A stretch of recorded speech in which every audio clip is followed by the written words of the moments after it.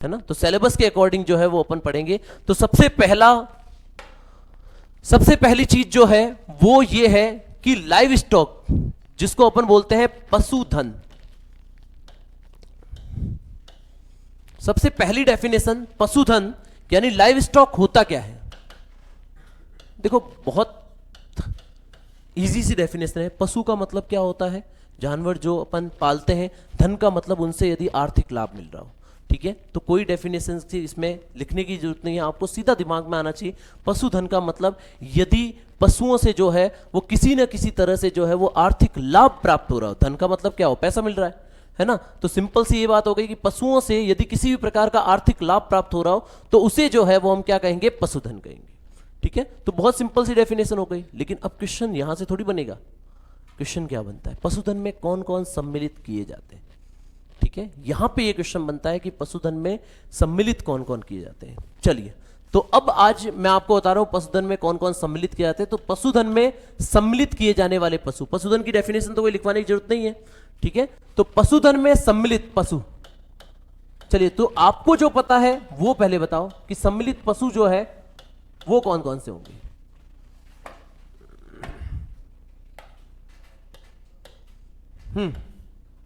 बताइए कौन कौन से सम्मिलित पशु है इसमें। वेरी गुड, जो है वो तो बताओ। गाय, भैंस, बकरी, ठीक है, और ऊंट, मुर्गी, वापस से अपन आएंगे इस पे, ठीक है, और घोड़ा और खच्चर मान सकते हैं। बट खच्चर जो होता है वो स्ट्राइल हो जाता है, मतलब वो जो है वो अनिषेच्य है, ठीक है। मतलब वो निषेचन नहीं कर पाता, मतलब कि वो संकरण नहीं कर सकता, वापस से आगे जो है वो प्रजनन नहीं कर सकता, ठीक है। चलिए और बताइए। चलिए ये सब चीजें तो आपको पता है। अब देखो एक दो ऐसे नाम जो शायद आपने नहीं सुने हो, ठीक है। आपने सुना एक मिथुन, मिथुन चक्रवर्ती नहीं है, मिथुन सुना है, मिथुन, हाँ मिथुन सुना है किसी ने, किसी ने लामा सुना है, लामा, ऊंट और लामा आपने पढ़ा होगा कि ऊंट और लामा जो होते हैं इनकी आरबीसी में क्या होता है, ये साइंस में पढ़ते हैं अपन।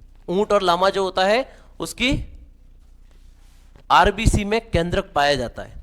मानव जो होता है इसकी आरबीसी में केंद्रक होता है क्या, मानव की आरबीसी में केंद्रक होता है नहीं होता, ये विज्ञान का क्वेश्चन है, ये भी पता होना चाहिए तुम्हें। बताओ मानव की आरबीसी में केंद्रक होता है या नहीं होता। अच्छा तुम में से कौन कौन है जिसकी 11th 12th में साइंस थी। वेरी गुड, बहुत बढ़िया, तब तो तुम्हें यही नहीं पता। बाकी वालों से चलो मैं नहीं उम्मीद कर सकता, तुम दोनों से तो कर सकता हूं। Body fluid and circulation, Hindi में बोलते हैं शरीर द्रव और परिसंचरण, एक चैप्टर था बायो में, नहीं पता, कोई बात नहीं। तो देखो आरबीसी में केंद्रक जो होता है, मानव की आरबीसी में केंद्रक नहीं पाया जाता। इवन किसी भी स्तनधारी के आरबीसी में केंद्रक नहीं होता, स्तनधारियों की आरबीसी में केंद्रक नहीं होता, कुछ एक्सेप्शंस को छोड़ करके, जिसमें एक है ऊंट और दूसरा है लामा, ठीक है। ऊंट और लामा ये दोनों जो होते हैं इनमें क्या नहीं होता, इनमें जो होता है आरबीसी में केंद्रक होता है, ये भी सारे स्तनधारी है, ठीक है। और आपको ये भी पता होना चाहिए स्तनधारी कौन से होते हैं, ये तो पता है ना। रेप्टाइल्स कौन से होते हैं, सरीसृप जो जिसको अपन हिंदी में बोलते हैं, एम्फीबियंस उभयचर कौन होते हैं, पक्षी, ठीक है, और मछलियां, ठीक है। ये सारे जो होते हैं इनके बारे में पता होना चाहिए, थोड़ी थोड़ी चीजें पता होनी चाहिए, क्योंकि बेसिक चीजें है ना आपको पता होगी तो आप जल्दी उठने की कोशिश करोगे, ठीक है। नींव मजबूत होगी तो फिर आप घर अच्छा बना पाओगे। तो वही चीज है यहां पर, बेसिक चीजें जो होती है ना वो आपको पता होनी चाहिए। तो स्तनधारी जो होते हैं जिनमें स्तन ग्रंथियां होती है वो सारे स्तनधारी। सरीसृप का मतलब जो रेंग सकते हैं वो सारे क्या है, सरीसृप है। पक्षी जो उड़ सकते हैं वो सारे पक्षी, ठीक है। इसके अलावा उभयचर के बारे में, जो दोनों जगह, जो पानी में भी रह सकते हैं और जो धरती पर भी रह सकते हैं, उनको अपन क्या कह रहे हैं, उभयचर कह रहे हैं, ठीक है। और एक इसके बाद में क्या हो जाएगा, मछलियां, जो कि क्या रहती है, पानी में रहती है, ठीक है। तो ये सभी जो होते हैं वो कॉर्डेट होते हैं, ये सभी जो होते हैं वो क्या होंगे, कॉर्डेट वर्टिब्रेट। नाम सुना है कशेरुकी, ये होते हैं जिनमें क्या होती है, कशेरुका होती है ना, कशेरुक दंड, वर्टिबल कॉलम, ये प्रेजेंट होता है। ठीक है, अब ये मिथुन, लामा, गाय, भैंस, बकरी, भेड़, ऊंट, ये सभी जो है वो किस में सम्मिलित किए जाते हैं? पशुधन में सम्मिलित किए जाते हैं। अब तुम्हारे दिमाग में ये क्वेश्चन आ रहा होगा कि जब मैंने मुर्गी का बोला तो मुर्गी से तो और ज्यादा लाभ होता है, तो फिर उसको कहां पशुधन में सम्मिलित नहीं करते? कुत्ता जो है वो पशुधन में सम्मिलित किया जाता है नहीं किया जाता, ये बताइए। कुत्ता जो है वो पशुधन में सम्मिलित किया जाता है नहीं किया जाता? तो ध्यान रखना, कुत्ते को भी पशुधन में सम्मिलित नहीं करते। ठीक है, ये पशु है लेकिन ये स्तनधारी नहीं है। ठीक है, तो मुख्यतया जो है हम जब बात करते हैं ना यहाँ पे पशुधन की, तो हम बात करते हैं स्तनधारी पशुओं की। ठीक है, स्तनधारी पशु जो होते हैं उनको जो है मुख्यतया पशुधन में शामिल किया जाता है। बाकी तो देखो कई जगह पशु जब आप बात करते हो तो पशुओं में तो फिर सब आ जाते हैं, लेकिन जब पशुधन की बात करते हैं तो कौन कौन सम्मिलित नहीं होंगे? ध्यान रखना, सम्मिलित नहीं होते। क्या मछली सम्मिलित होगी? मछली से भी तो आपको क्या मिलता है? बेचने पर पैसे मिलेंगे। क्या मछली सम्मिलित होगी? क्या नहीं होगी। तो आपको अगर क्वेश्चन पूछे जाते हैं, 4 ऑप्शन दिए जाते हैं, जिसमें से आपके पास में ऑप्शन है गाय, भैंस, मिथुन और कुत्ता। इनमें से कौन जो है वो पशुधन में सम्मिलित नहीं है? तो आपका आंसर जाएगा कुत्ता, क्योंकि ये मिथुन जो है वो आपके लिए नई चीज है। मिथुन भी एक गाय जैसा ही होता है। ठीक है, अगर आप नेट पे सर्च करोगे मिथुन तो आपको दिख जाएगा।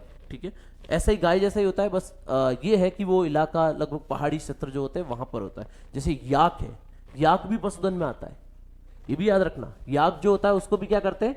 पशुधन में शामिल करते हैं। तो ये जो है वो क्या होता है? पशुधन होता है। ओके, सम्मिलित नहीं होते उसमें याद रखना, कुत्ता नहीं होता, मुर्गी नहीं होती और मछली भी नहीं होती।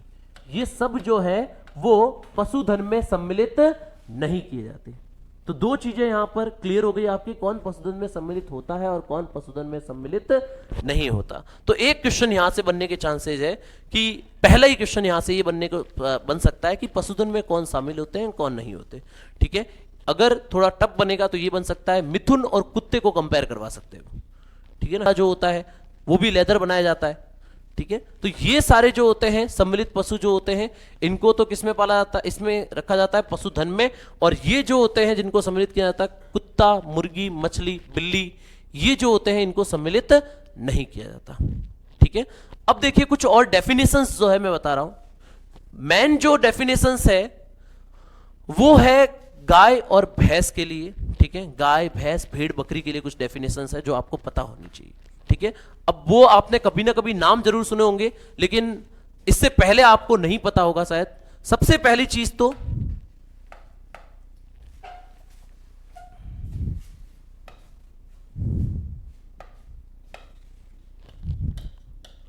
प्रसव काल, या पहले लेते हैं अपन गर्भकाल। इसके बारे में तो शायद सबने सुना होगा। गर्भकाल क्या होता है? गर्भकाल किसी ने सुना है? बहुत आसान सी डेफिनेशन है। ठीक है, देखो जो साइंस वाले हैं उनको तो पता होगा। निषेचन, निषेचन का अर्थ क्या होता है? 2 युग्मकों का जुड़ना। युग्मक नाम सुना है कभी? युग्मक तो पता है तुम्हें? युग्मक क्या होता है? युग्मक नहीं पता, कोई बात नहीं। देखो युग्मक का अर्थ होता है कि नर अथवा मादा, ठीक है, अपने कुछ ऐसे अगुणित कोशिकाएं जो है वो देती है, जिससे क्या होता है पूरे एक नए बच्चे का निर्माण हो सकता है। ठीक है, तो वो उनको अपन युग्मक कहते हैं। जैसे कि नर के लिए जो है वो क्या हो जाता है? मानव नर के लिए शुक्राणु, और जो मादा होती है उसके लिए अंडाणु। ठीक है, ये दोनों जो अणु होते हैं, ये दोनों जो होते हैं युग्मक होते हैं। ओके, और युग्मकों के संलयन को अपन एक परिभाषित करते हैं नाम से निषेचन से। ठीक है, तो निषेचन क्या होता है? 2 युग्मकों के मध्य का संलयन जो होता है उसको अपन क्या कहते हैं? निषेचन कहते हैं। 2 युग्मकों के मध्य का संलयन जो होता है उसको अपन क्या कहेंगे? निषेचन कहेंगे। और निषेचन से लेकर जो है वो प्रसव तक का जो समय काल होता है उसको अपन क्या कहते हैं? गर्भकाल कहते हैं। ठीक है, तो देखो सबसे पहली गर्भकाल जो होता है जिसको इंग्लिश में गेस्टेशन पीरियड कहते हैं। गेस्टेशन पीरियड,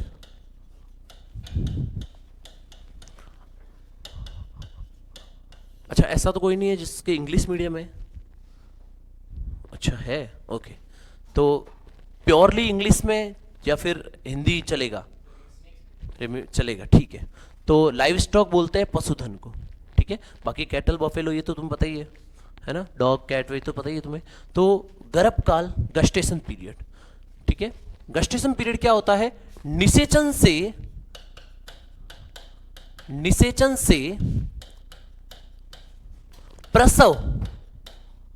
प्रसव तक का समय काल, okay.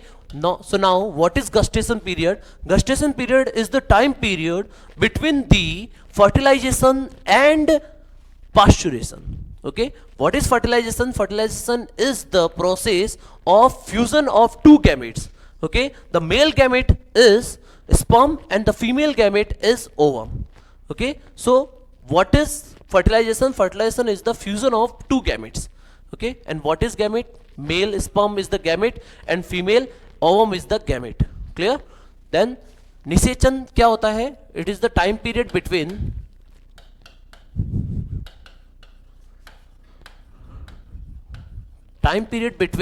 fertilization and pasteurization,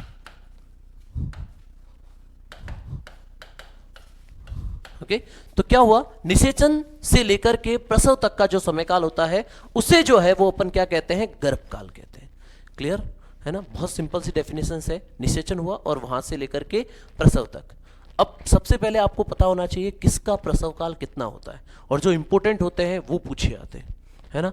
एक क्वेश्चन 100% मैं बता रहा हूं आपको गर्भकाल से, ठीक है, वो लिया ही जाता है, क्योंकि सिंपल पेपर आएगा, एक क्वेश्चन तो वहां से आएगा ही, ठीक है। तो आपको पता होना चाहिए सबका गर्भकाल, पहला चीज। अब देखिए, गाय जो होती है, किसी को पता है गाय का कितना होता है समय काल, गर्भकाल? सभी को पता है, क्योंकि गाय और मानव इन दोनों का लगभग जो है वो गर्भकाल जो होता है वो क्या होता है? समान होता है, ठीक है। और इसी रीजन से कभी आपने सोचा होगा कि गाय को जो है वो अपन माता क्यों कहते हैं? भैंस को तो नहीं कहते, बकरी भेड़ को भी नहीं कहते, क्यों कहते हैं माता? क्यों वो उसको माता कहते हैं? तो याद रखना, जब पहली बार इसको माता शब्द दिया गया था वो इस आधार पे दिया गया था कि जब मानव का जो गेस्टेशन पीरियड होता है, जो प्रसव काल होता है, जो गर्भकाल होता है, वो कितना होता है? 9 महीने 10 दिन 11 दिन 281 दिन के आसपास होता है। इसका भी 9 महीने 9 दिन 10 दिन 11 दिन के आसपास है ना। तो दोनों का गर्भकाल जो होता है वो समान होता है।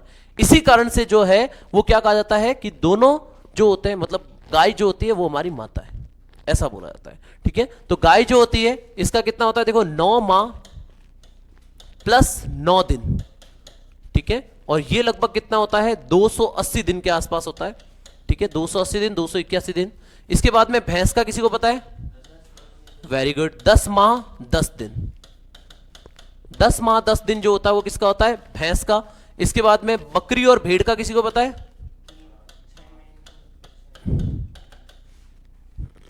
बकरी और भेड़ का 5.5 और 6 महीने और 3 महीने और कोई 155 दिन। तो याद रखना 145 से लेकर के 155 दिन ये सही है, ठीक है। यानी कि 5 माह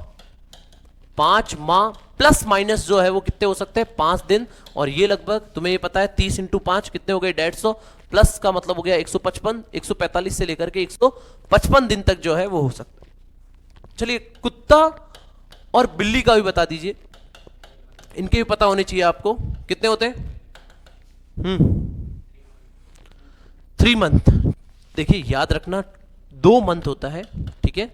2 मंथ प्लस माइनस वही 2 दिन, ठीक है। ये इसलिए है ये 2 दिन वगैरह, तो ताकि आपको चीजें याद रहे, है ना। याद कैसे रहेगी? 2 माह 2 दिन, इस टाइप से। जैसे कुत्ता बिल्ली 2 माह 2 दिन हो गया, बकरी भेड़ का कितना हो गया? 5 माह 5 दिन हो गया, ठीक है। और इसके बाद में बकरी भेड़ हो गया, घोड़े का ले लेते हैं।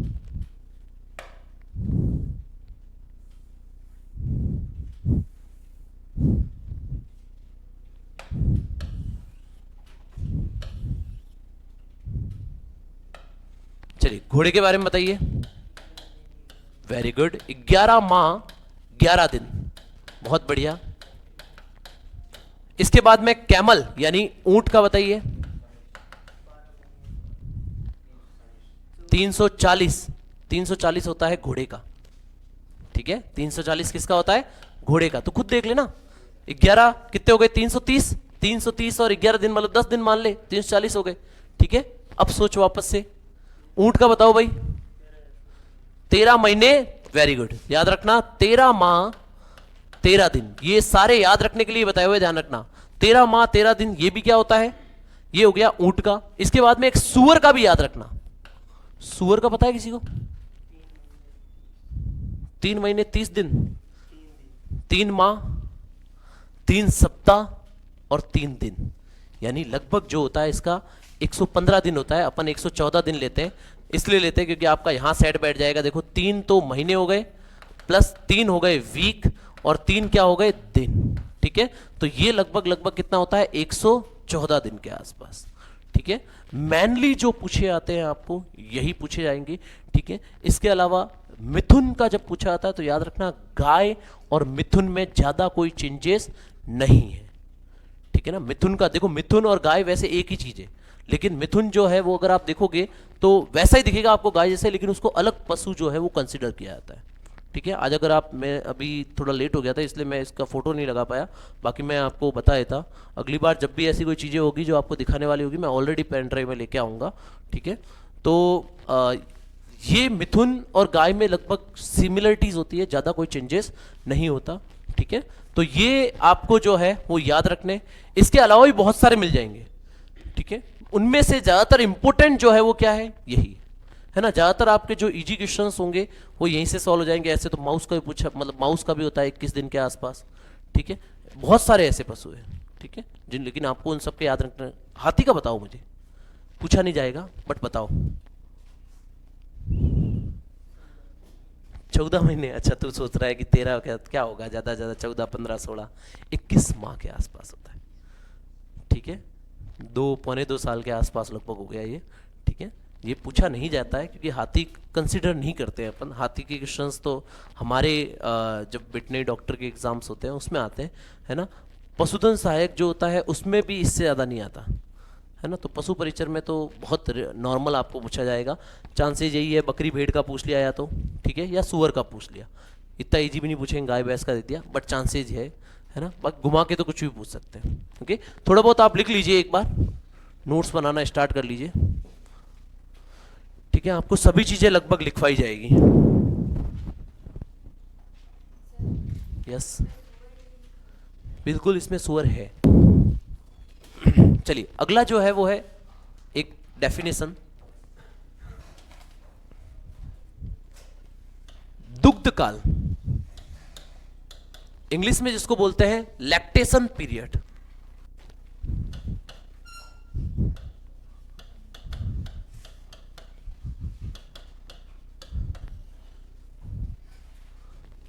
लैक्टेशन पीरियड, दुग्ध काल, इसके बारे में अपन बात करते हैं। किसी को पता है दुग्ध काल क्या है? लैक्टेशन पीरियड के बारे में किसी को पता है? नाम से पता चल रहा है, दुग्ध काल। पशु दूध देना जब शुरू करता है, वहां से लेकर के जब हम छोड़ देते हैं तब तक का जो समय काल होता है उसको अपन क्या कहते हैं? दुग्ध काल। कितना होता होगा तुम्हारे हिसाब से? कितने महीने तक जो है भैंस का? 10-11 महीने, ठीक है। देखो लगभग मैं बता रहा हूं तुम्हें एक चीज जो सुनना तुम। देखो एक गाय जो है वो मान लो कि अप्रैल में जो है उसका प्रसव हुआ है, ठीक है। बहुत अच्छे से एग्जांपल से बता रहा हूं, तुम सुनना। अप्रैल में उस गाय का प्रसव हुआ, ठीक है। अगर अप्रैल में प्रसव हुआ तो वहां से वो दूध देना शुरू करेगी, वहां से वो दूध देना शुरू करेगी, ठीक है। अब याद रखना, तीसरे महीने तक जो है वो वापस से प्रेग्नेंट होने के चांसेस नहीं होते, क्योंकि स्ट्रेस साइकिल जो होती है वो 3 महीने तक नहीं आती, ठीक है। एक साइकिल होती है, जैसे मासिक स्त्राव जो होता है वो मानव में पाया जाता है, वैसे ही इसमें जो है वो ऋतुस्राव एक स्ट्रेस साइकिल होती है, सेम उसी टाइप का, ठीक है। वो स्ट्रेस साइकिल जो होती है वो प्रेगनेंसी के प्रसव के 3 महीने बाद तक जो है वो चांसेस नहीं होते, 2 से 3 माह लग जाते हैं उसको वापस आने में, ठीक है। अब यहां से अगर स्टैंडर्ड बता रहा हूं जो मानक है, ठीक है, यहां पे जो है वो वापस से क्या करवाया, उसका आर्टिफिशियल इंसेमिनेशन या इंसेमिनेशन, मतलब कि उसको जो है वो मैटिंग करवा दी, प्रजनन करवा दिया वापस से। तो यहां प्रजनन करवाया, इसके बाद में तुम्हें ये पता है वापस से कितने महीने तक इसका समय काल होगा, 9 महीने, है ना।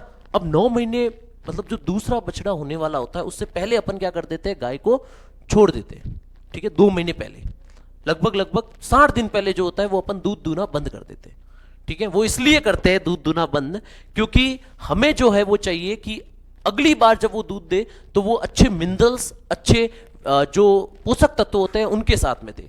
तो इसलिए अपन क्या करते हैं कि 2 महीने तक जो है, 2 महीने पहले उसको छोड़ देते हैं। तो कितने महीने हुए देखो, लगभग 3 महीने तो ये हो गए, और 9 में से कितने बोला मैंने, 7 महीने। तो 3 और 7 लगभग कितने हो गया ये, कुछ आया समझ में, कुछ आया समझ में, है ना। अब इसकी डेफिनेशन बनाओ, अब इसकी डेफिनेशन बनाओ, ठीक है।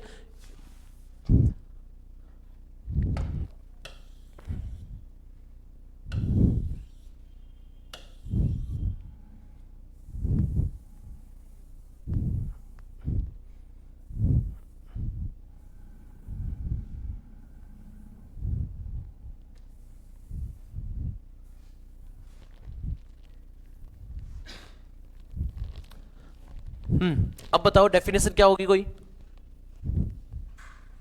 बताओ, कुछ तो बताओ क्या होगी अब डेफिनेशन। देखो एक बार क्या हुआ, प्रसव हुआ, ठीक है। देखो प्रसव से, इसकी डेफिनेशन क्या होगी, प्रसव से अगले प्रसव से पहले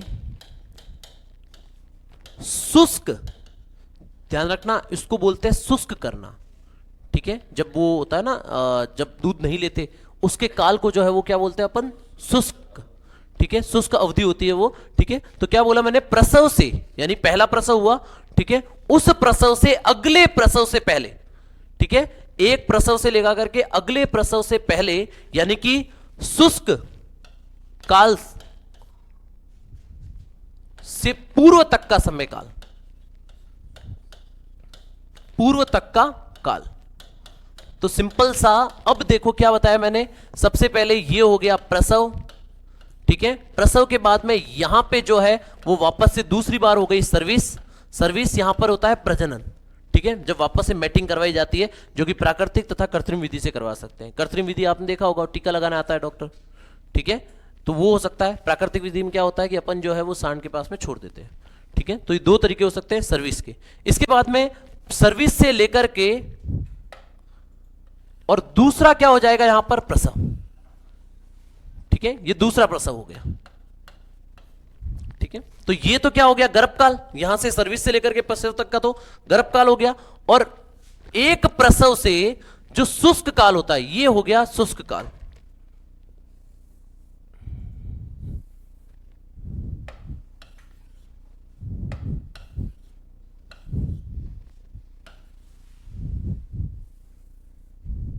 ठीक है।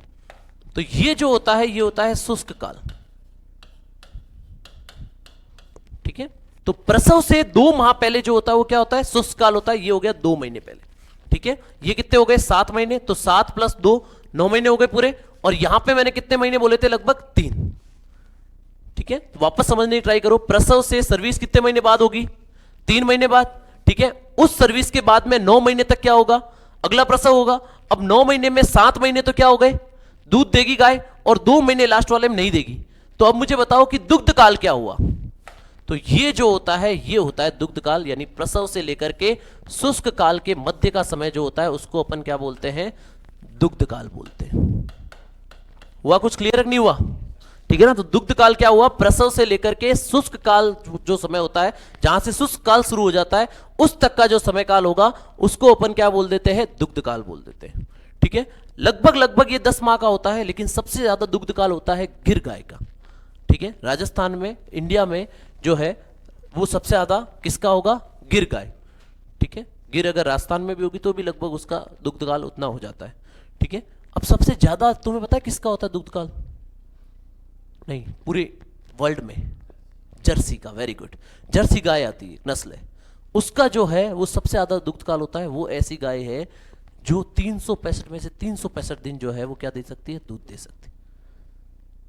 ठीक है, तो याद रखना ये चीज। ठीक है, दुग्ध काल प्रसव से अगले प्रसव से पहले या फिर अपन यहां पे लिख सकते हैं प्रसव से शुष्क होने तक का जो समय काल होगा उसको अपन क्या कहते हैं, दुग्ध काल। ठीक है, आप इसको डेफिनेशंस को और इजी करना है तो प्रसव से शुष्क होने, क्योंकि शुष्क का शब्द का अर्थ आपको सबको पता है, तो आप ऐसे भी लिख सकते हो। ठीक है, प्रसव से, क्योंकि आपको समझ आना चाहिए, क्योंकि लैंग्वेज वहां पे कुछ भी घुमा सकते हैं, लेकिन आपको समझ आना चाहिए कि क्या है कि शुष्क काल शुरू होने से पहले तक का जो समय काल होगा उसको अपन क्या कहते हैं, दुग्ध काल कहते हैं। ठीक है, तो इसके बारे में और भी जो है वो अपन पढ़ेंगे कल। अभी ये लिख लीजिए, बाकी अपन पढ़ेंगे